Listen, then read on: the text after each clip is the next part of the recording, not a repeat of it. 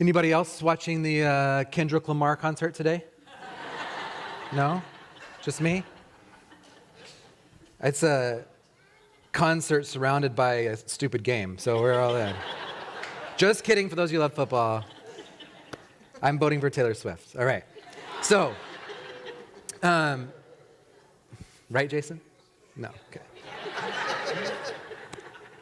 We enter into the second week of our series on 1 John, and I just want to remind you of a few things as we continue in these readings and these scriptures, that 1 John, more than a letter, is actually a sermon. And it's a sermon written, we believe, by John and John's community, the same John who wrote the Gospel of John. And in this sermon, he's really engaging the texts of Jesus from the Gospel of John, from chapter 13 to 17. So when we want to know what he's talking about, always a good place to ground ourselves is to go back to that gospel and to read what Jesus is saying to the disciples in 13 through 17, and it'll illuminate and bring clarity to this. The other part is to remember that John's sermon is not linear. He's going to keep circling around the same themes over and over and over. And those themes are light, life, and love. And those three things, light, life, and love, bring us to truth, John believes. And the way that he's going to tell this sermon is by creating contrasts. So he will lift up, last week, right, darkness and light. Right? This week he's going to lift up the way of love versus the way of the world. And these are the contrasts that he's inviting us into and encouraging us to play with. An old friend of mine named James attended a conference for a company that he worked for. And he had been working for this company for 3 decades. It was one of those large corporations that I will not talk about in case any of you work for them. The kind that when you go to these big conferences once a year, you have these name tags, and the name tags usually say your name and what you do for the company. So James was in sales, and he got to pick up his tag, and it didn't even have his last name. It just said James Sales. Now, James had been with his company for 30 years. He had mentored over 150 employees. He had led key initiatives, including the taking over of other companies and merging them into this company. And he had been a part of some of the company's biggest moments. But here, he was just reduced to James Sales. And for him, he was telling me that it felt really impersonal and it felt small. And at lunch, he sat down with one of his colleagues around the banquet tables, and his friend looked at his badge, and he was one of the guys that James had mentored, and he said, "That's all they put on your name tag?" And James was like, "Yeah, this is us." And his friend reached over and pulled a pen out of his pocket and took the name tag from James and wrote below Sales, "Beloved and essential." And James said that this was a holy moment for him. He looked down at the new label and something inside of him shifted. Right? He was more than just a simple name and a department. He was seen and valued and named. About 15 years ago, I was lucky enough to be invited to the Panda Express Corporation. I love Panda Express. If you can't tell. Love it. Panda Express is a company owned by a singular family, still. And we went to this corporate meeting, and I wasn't there for the corporate stuff. I was invited by a dear friend who walks alongside them in their branch of their company that is the nonprofit branch that's called Panda Cares. And this was a celebration night of Panda Cares and all that those proceeds had done in the world. And Panda back in those days, focused on three key initiatives. One were women and families, another was education, and the third was poverty and hunger relief. And so they'd done all these things, and we got there about an hour early, and we were sitting there, and it was their big national meeting, so 400 or 500 business leaders in the room. And I got to sit there and watch, and at the beginning of this meeting that we were sitting in, every time someone got up to speak at a microphone, they would introduce themselves this way. They would say, "Hi, my name's Rustin. I'm the district manager of store 375. And my greatest passion in life is to see children educated." And the next person would get up and say, "I'm Susie, I'm manager of store 342, and my passion in life is to be a doctor." And I thought, how crazy. And so we were sitting down with the corporate leaders, and they began to share with us that they know that their vision is we only have people for a certain amount of time. That we're a stopping point for people in their careers, in their life. And we want them to know we care about who they're becoming as much as we care about our stores. And so we invest in our people who are running our stores, and we send them to school, and we do everything we can to help them live out their passion. Panda gets identity. These are the kind of moments that 1 John 2 is inviting us into. A reminder that we are not just wandering through life with some generic label. Rustin, Christian. Rustin, pastor. Heather, churchgoer. But instead, we have been named. We've been seen. We are children of God. And this identity, John tells us, should shape everything else. So he begins the chapter with these words. "I write this, dear children, to guide you out of sin. But if anyone does sin, we have a priest friend in the presence of the Father, Jesus Christ, righteous Jesus. When he served as a sacrifice for our sins, he solved the problem of sin for good. Not only ours, but the whole world's." So listen, church, let's just start here. You think there's something here that separates you from the presence of God and his saving work? John's saying, get it out of your head. There is nothing that can separate you from the work that Jesus has already done. You are his child, beloved, just as you are. And all things that you think might pull you away can't, because Jesus has already done that work.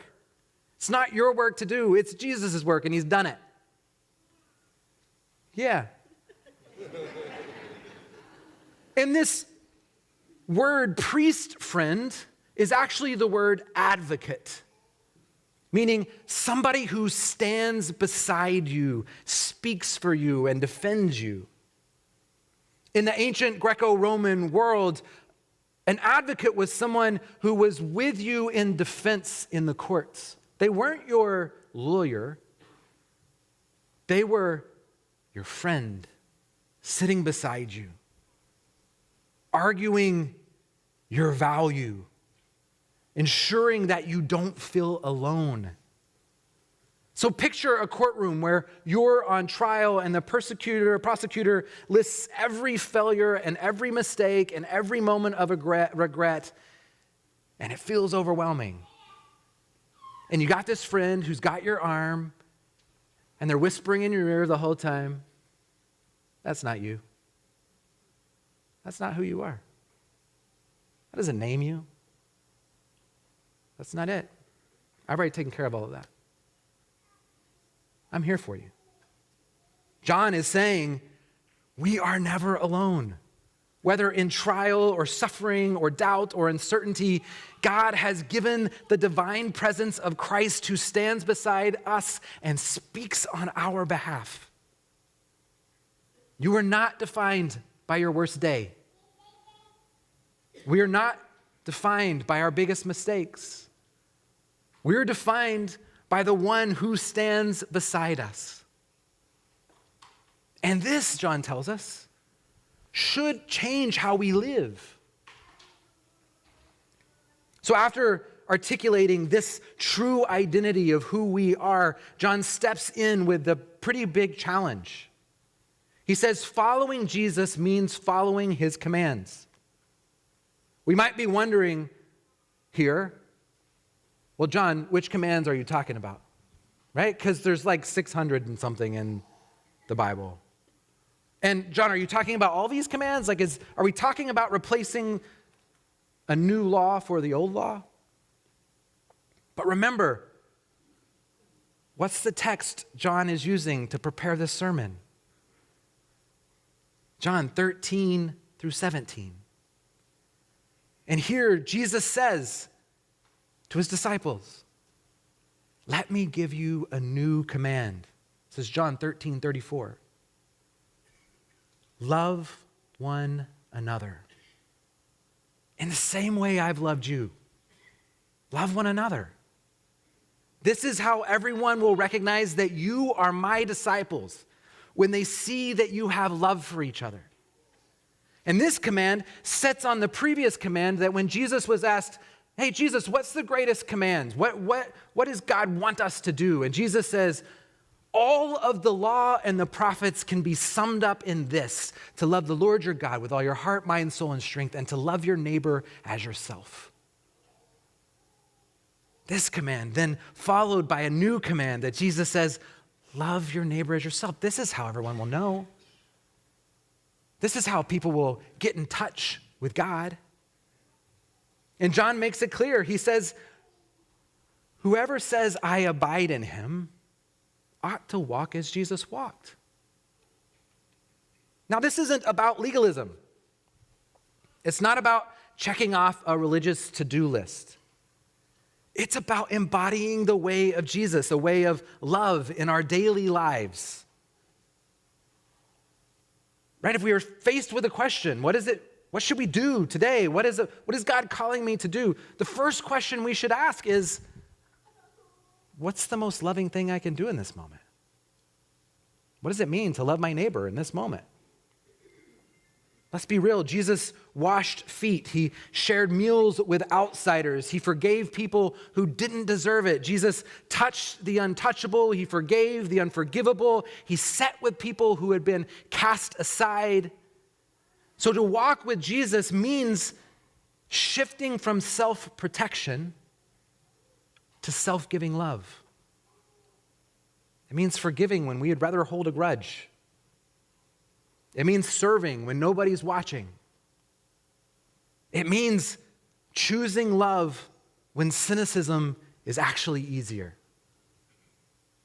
And this is why John is going to keep hammering over and over and over that love is the defining mark of God's people. That when you're in God's family, the one way that people know whose family you're in is how you love. They're like, oh, you're one of those God people, huh? But it's a tug of war, right? This is where John shifts in the next part of the chapter. He says, I recognize that this isn't always easy, that we have these two juxtapositions, the way of God and the way of the world. And he says, do not love the world or the things in the world. Anyone who loves the world, the love of the Father is not in them. Now let's pause here because I think this passage is often misused because we don't realize the complexity of these two realities John is naming. We often use this passage to shame people for enjoying life or having nice things or for engaging in culture. Like, how dare you watch the Super Bowl? That's of the world. I'm just kidding. That's not what John's saying.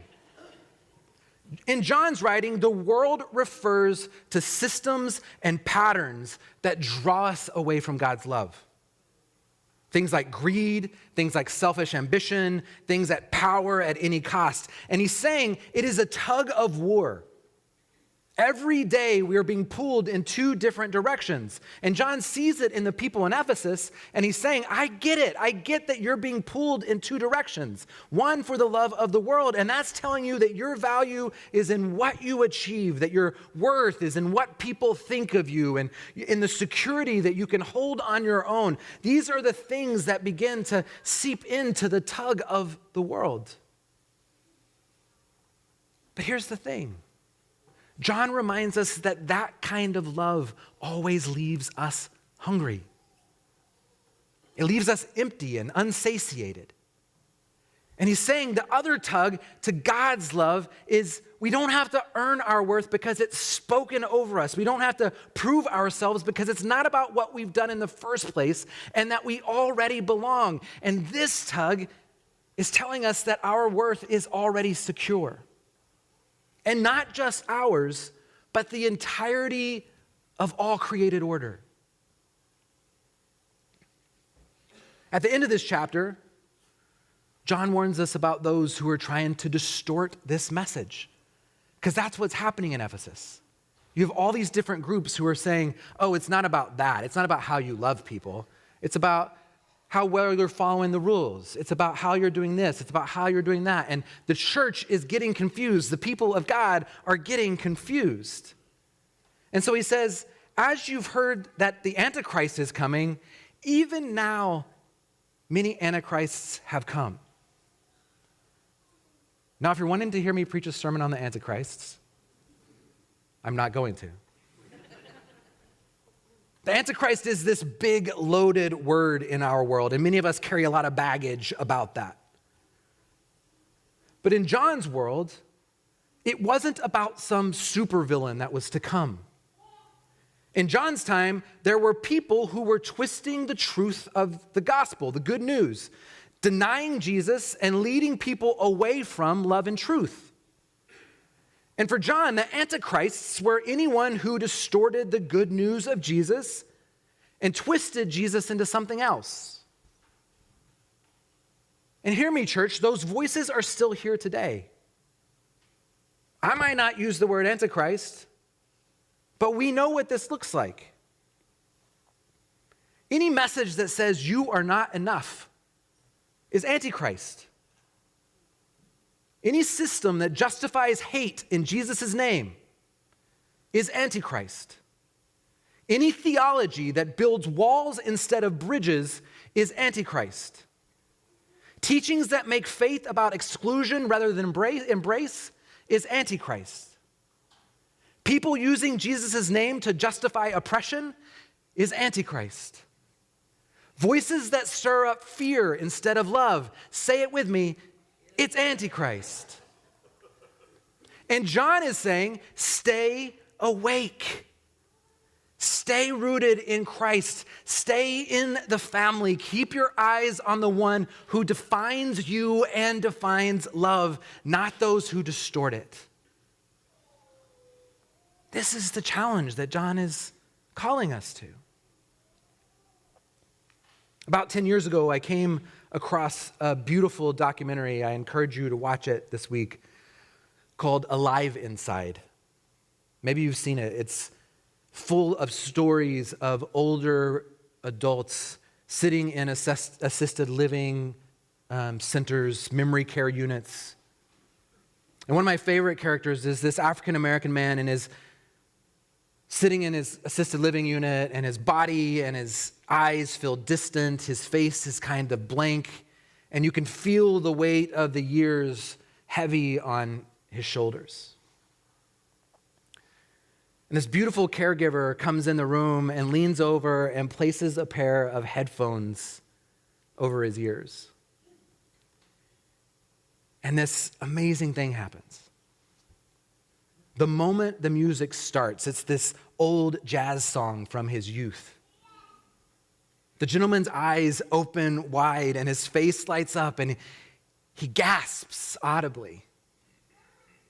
And his hands that were once trembling become stronger, and then he sings. At first, it's just a whisper. Then full volume, he remembers every word, every note. He sways and he comes alive in the midst of this, like the music had never left him, that it had just been buried under the silence. And I wonder how many of us are like him and we're walking around spiritually like this man.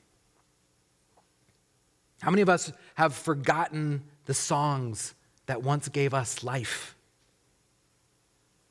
This is what 1 John 2 is talking about. It's a reminder of who we are. A call back to the melody of love that's been playing since the very beginning, that touched and enwrapped our hearts in a way that we heard that song, and in hearing the song, we understood who we were for the first time. Do you remember that time? I remember being 7 years old, sitting in a children's worship space where I felt God's love envelop my heart in a way that I will never forget. And yet, sometimes I do. And I have to listen to the songs again. Because we live in a world filled with noise that's trying to tug us in directions that are antichrist.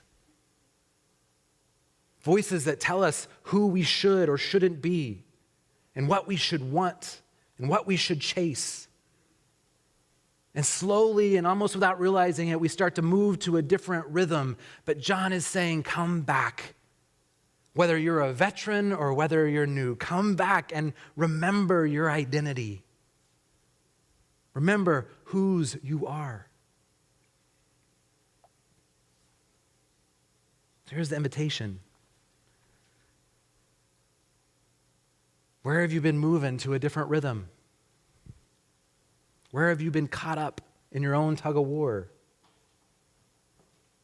What's one way this week that you can drop the rope and begin to walk in the way of love that Jesus invites us to? What's one space that you can release the fear and walk into love instead? And remember the song that captured your heart. Please pray with me. Gracious God, our identities sometimes get confused and we forget who we are.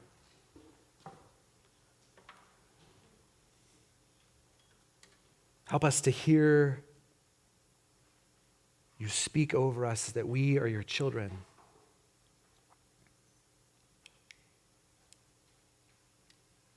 And God, let that movement of family within our souls stir us to live as you live and to love as you loved. In your holy name we pray.